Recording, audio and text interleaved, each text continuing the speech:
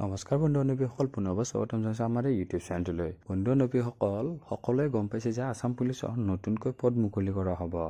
৫,০০০তকৈ অধিক পদ মুকলি কৰা হ'ব আৰু মুখ্যমন্ত্ৰী ডাঙৰীয়াই ৩ তাৰিখে মিডিয়াৰ মাধ্যমেৰে বা যেতিয়া নিযুক্তি দিছিলে বহুত কেণ্ডিডেটক এইবাৰ পুলিচৰ, তেতিয়া আমাক জনাইছিল।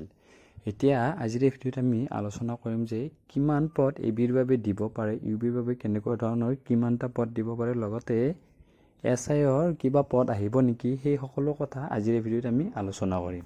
আপোনালোকে শেষলৈ ভিডিঅ'টো চাই থাকিব, লগতে কমাণ্ডোৰো পদ আহিব পাৰে নেকি, সেই সকলো কথা আজিৰ এই ভিডিঅ'ত আমি আলোচনা কৰিম। তেনেহ'লে পলম নকৰাকৈ আজিৰ এই ভিডিঅ'টো আমি আৰম্ভণি কৰোঁ। ভিডিঅ'টো আৰম্ভণি কৰাৰ আগতে যদি আপোনালোকে আছাম পুলিচত জইন কৰিব বিচাৰে, কেনেকৈ আপোনালোকে জইন কৰিব লাগিব, লগতে প্ৰথমতে যি আপোনালোকৰ ফিজিকেল টেষ্ট হ'ব তাৰ বাবে দৰকাৰী কি হ'ব, মানে আপোনালোকৰ হাইট কিমান লাগিব, লগতে মেডিকেল ফিটৰ বাবে কি লাগিব, মেডিকেল কি চেকআপ কৰা হ'ব, গোটেই কথাবোৰ আমি আগৰ ভিডিঅ' এটা ডিটেইলত আলোচনা কৰি আপোনালোকে আমাৰ ভিডিঅ'টো চাব পাৰে। ডিছক্ৰিপশ্যন বক্সত লিংকটো দিয়া আছে।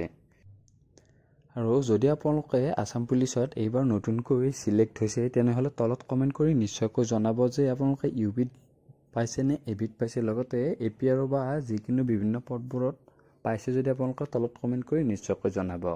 এতিয়া আমি আলোচনা কৰোঁ যে যোৱাবাৰ ইউবিৰ কাৰণে ১৬৪৫টা পদ দিছিল, লগতে এবিৰ বাবে ২৩০০টা পদ দিছিল।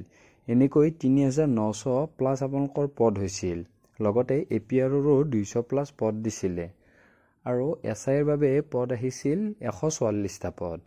এতিয়া এইবাৰ আমি যদি এক্সপেক্ট কৰোঁ যে টোটেল ৫,০০০ পদ দিয়ে, তেনেহ'লে ইউবিৰ ২,০০০ৰ ওচৰে পাজৰে দিব পাৰে, লগতে এবিৰ বাবেও প্ৰায় ২,০০০ৰ ওচৰে পাজৰে দিব পাৰে, লগতে কামাণ্ডোৰ বাবে প্ৰায় আপোনালোকৰ ২০০-৩০০ পদ দিয়াৰ চান্স আছে, লগতে APRৰো ২০০ বা আপোনালোকৰ ৩০০ এনেকুৱা ধৰণৰ পদ দিব পাৰে, লগতে চাব ইন্সপেক্টৰৰ যি পদ আছে তাৰ বাবেও আপোনালোকৰ ২০০ মান পদ দিয়াৰ খুব বেছি সম্ভাৱনা আছে আৰু আমি এইটো এক্সপেক্টহে কৰিছোঁ। আৰু ধাৰণা কৰা মতে যদি এনেকুৱা ধৰণৰ পদ খালী কৰে, তেনেহ'লে সকলোৱে সুবিধা পাব এইবাৰ চাকৰিটো পোৱাৰ বাবে। আৰু যিসকলে এইবাৰ অকণমান নম্বৰৰ বাবে চাকৰিটো নাপালে, সেইসকলে এইবাৰ অতিকৈ বেছি কষ্ট কৰিব লাগিব।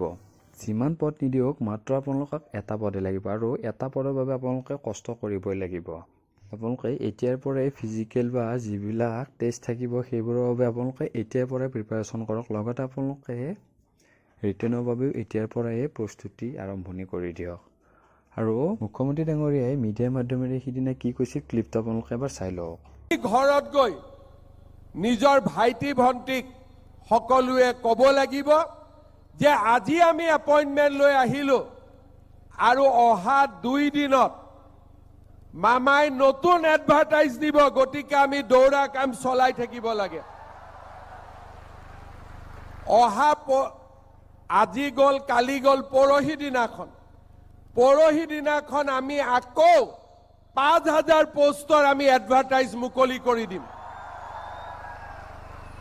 এতিয়া কথাটো হ'ল যে আপোনালোকৰ ক'ত কিমান খালী দিব এবি ইউবিৰ বাবে, আপোনালোকে সেইবিলাক চিন্তা কৰিব নালাগে। মুঠতে আপোনালোকে এটা চাকৰি ল'ব লাগে, সেইটো আপোনালোকে লক্ষ্য হিচাপে লৈ লওক। আপোনালোকে এতিয়াৰ পৰাই কষ্ট কৰিব, আপোনালোকে যিমান পাৰে নিজকে পাৰফেক্ট বনাবলৈ চেষ্টা কৰক, যিকোনো নহওক এক্সিলেণ্ট মাৰিবলৈ চেষ্টা কৰিব লাগিব।